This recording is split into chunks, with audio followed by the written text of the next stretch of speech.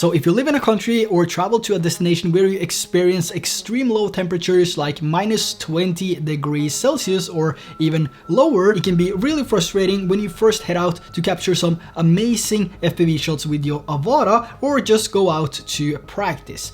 And you might also experience that your flight time is shorter than usual. So in today's video, I want to share some tips and tricks on how you can have a longer flight time with your AVATA when flying in cold temperatures. Now here in Norway, we have 4 seasons. So each season is completely different. So my AVATA has been exposed to different types of weather and different types of temperatures. Now lately, I've been flying all 3 modes, the normal, sport and manual mode in -15 degrees Celsius and obtain an average flight time of about 11 to 12 minutes. So let's go through the steps on how I maximize my flight time with the AVATA.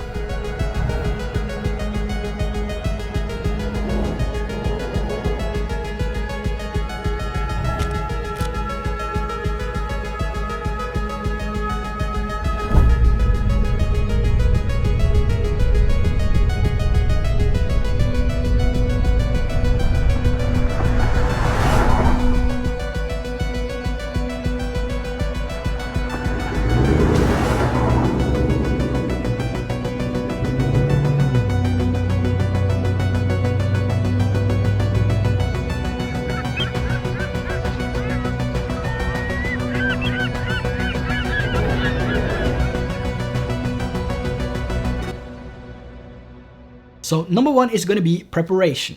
Before heading out, I always make sure that my batteries are fully charged. I also bring 4 batteries because cold weather will drain your battery faster. So the more batteries you have, the better. The AVATA has 18 minutes of flight time in optimal conditions, so taking this out in sub-zero temperatures with some wind as well is going to be as far away from optimal conditions as I can get. And this also means you could experience shorter flight times. Sometimes you won't be able to fly more than a couple of minutes, so having a few extra batteries fully charged would definitely help you on the way. Now, I also check the AVATA itself before I head out. I go through the entire aircraft outside here to see if there is any damage to the AVATA that I need to fix before heading out, and especially the props. If the props have any hits to them, like you can see some scratches, or there is, tiny parts of the propellers or one of the blades missing, not the entire blade, but just, a small part of it, which has happened, then I prefer to change all those props, which has some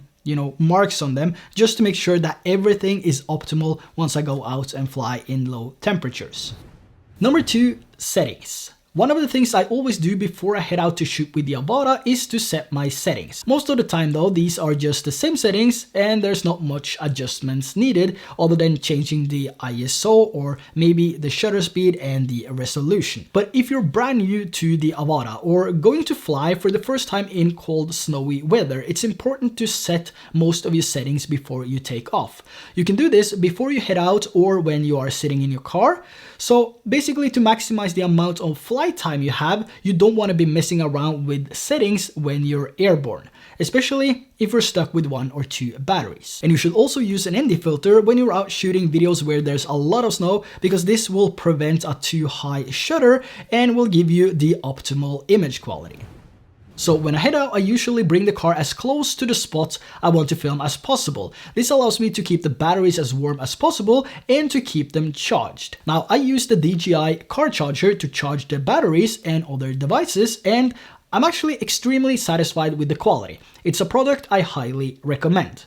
It also charges at 63-ish watts, which is pretty close to the 65 watts stated. So a battery will charge from about 20 to 100% in less than 40 minutes. So having 4 batteries will keep me going for hours or as long as I need. But for hiking with the AVATA, there's a complete different story. So hiking for a longer distance in cold weather will most likely drain some of your battery on the way. But there is a few ways to prevent this. So instead of storing your batteries in your backpack, shoulder shoulder bag or in your pocket, place each battery on the inside of your jacket. Your body heat will be more consistent and keep the batteries warmer. In addition, you can also put your batteries inside a wool sock and then place it inside your jacket. So I've now been walking for about 30 minutes. I have one battery in the wool sock inside of my jacket. I have another one and I also have one on the outside of my jacket, and the last one is actually connected to the AVATA. So it's going to be interesting to see if there is any differences between the batteries once we connect them to the AVATA. So we're going to start with the wool sock. We're now at the lookout here.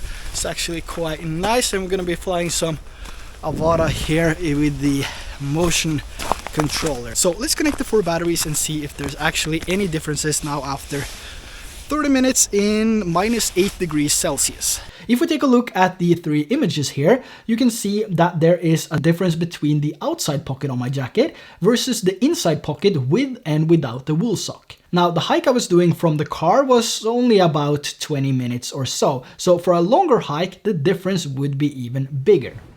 Now moving over to number 4, start slow. You don't want to push your AVATA too much because it's going to have a huge impact on your battery life. Now, using the AVATA batteries or any LiPo batteries in cold temperature is not really recommended. The cold temperatures will drain your battery extremely fast, especially if you go full speed 0 to 100 immediately after takeoff. So it's always going to be better to start off with a slower flight in either normal or sports mode to get the battery warmed up. The time you get in the air might not be significantly longer than if you would go straight into manual mode and fly that way, but doing so will also prevent any risk of damaging your batteries.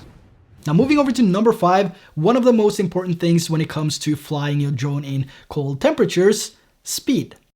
So why is speed so important? Well, it has a huge impact on how long you're able to fly. The harder you push the sticks, the shorter time you will have in cold temperatures, and the difference is huge. The more speed you put on the AVATA, the colder it will get from the airflow pushing through, and this will greatly reduce your flight time and the distance you're able to fly. As fun as it is to fly at high speed in manual mode with the AVATA, it's more important to lower the speed to both give you a longer flight time and prevent anything happening to your drone. At the end, you can always speed up the clip in post-production to make it look epic. One of the worst enemies for any drone, the wind. So not only can the wind give you unstable footage, but it can also drastically reduce your flight time as the motors has to run faster to keep your drone level. Flying in manual mode, the wind won't do much to your AVATA since you're in control of all directions. But cold temperatures and high winds are not a good combination for your battery life, and you might experience significant drops in flight time. In some scenarios, you will also be forced to push the sticks even further to keep the drone leveled or at the angle of choice. So the best way would be to either prevent flying in high winds or to fly as low as possible. Now moving over to number 7, let's talk about distance. Now first off, here in Europe we have the CE version of the AVATA, so I highly recommend getting the FCC hack to get a better signal. Even if you're just flying in a radius of 100 meters, it's always better to have optimal signal, especially when you fly in low temperatures. This will also prevent early loss of signal and give you full control at a greater distance or behind objects, and you won't get this with the CE mode.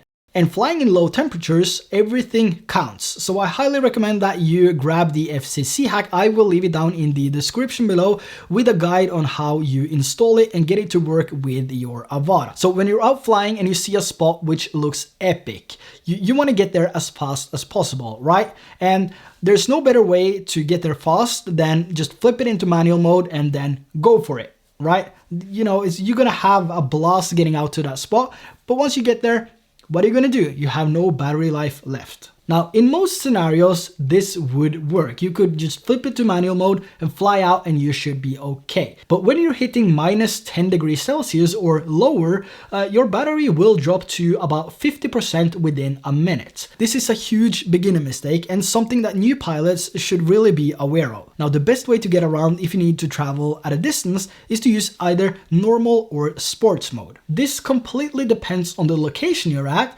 but this is where practice is key, especially if you're flying in these type of temperatures more than just once.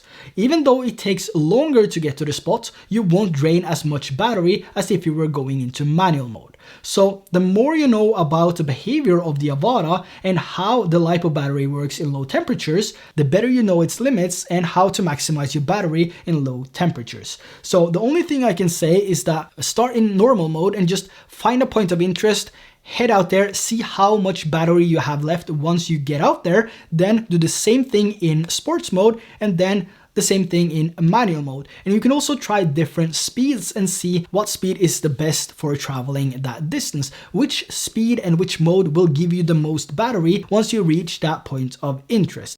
Now, since we're working with LiPo batteries, flying these in low temperatures, we don't want to push them too far. Over time, it might damage the battery and make it unstable, which can be a high risk when flying. Even though this is rare, it's important to know the limits in high or low temperatures. The optimal temperature is between 5 and 20 degrees Celsius. So if the temperature gets below this point, it can actually result in loss of capacity because of the chemical reactions slowing down. And the same thing goes for opposite conditions. If the temperature is extremely high, the batteries might catch fire or explode. The temperature range of the AVATA is from minus 10 degrees Celsius to 40 degrees Celsius or 14 to 104 Fahrenheit. Even though the batteries have own cells for extreme temperatures, which exceeds the minus 10 degrees Celsius, flying in lower temperatures should be done with caution. And depending on the distance traveled, I wouldn't actually recommend pushing the battery lower than 20%. So the optimal way of flying will be to get as close to the position you want to film as possible. This will prevent a long distance flight and will give you a longer flight time and a shorter return to home if you should experience any unwanted behaviors or warnings.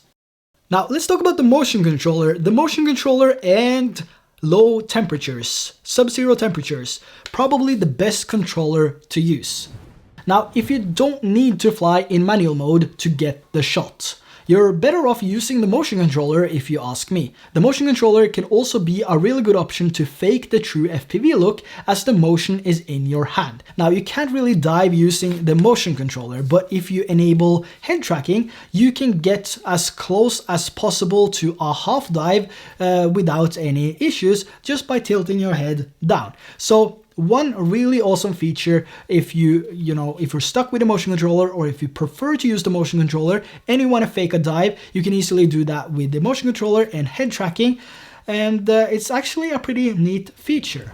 And in cold weather, it might actually be easier to use the motion controller because of the joystick feel of it, and you only have one trigger button to pull, which is this is the only button you need to pull. You have the record button, you pull the trigger and you let go and the aircraft will stop. So only one button to push. That means it's going to be so much easier to wear some really comfortable gloves when you are flying this. That will also keep your hand warm, which will bring more stable motion to your aircraft. So overall, the motion controller is actually not a bad idea when flying in low temperatures. Even though manual mode is more fun and can give you some really insane shots, sometimes you don't need more than sports mode. And for normal and sports mode, I actually prefer the motion controller over the FPV controller, because I find it really hard to fly this in normal and sports mode. Believe it or not, I don't like it. But with this, it feels like I have more motion and it's easier. So I've been actually flying sports mode quite a lot lately with the motion controller, and I like it. It's actually pretty fun.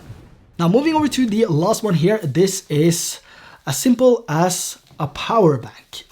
You can't travel or go anywhere with your AVATA without a power bank. I mean, the batteries are 18 minutes of flight time in optimal conditions. No one has ever flown in optimal conditions. So you might get between, I would say, 7 and 12 minutes in low temperatures, depending on the distance and everything that we're going through in this video. But having a power bank is essential, and it's going to give you more flights.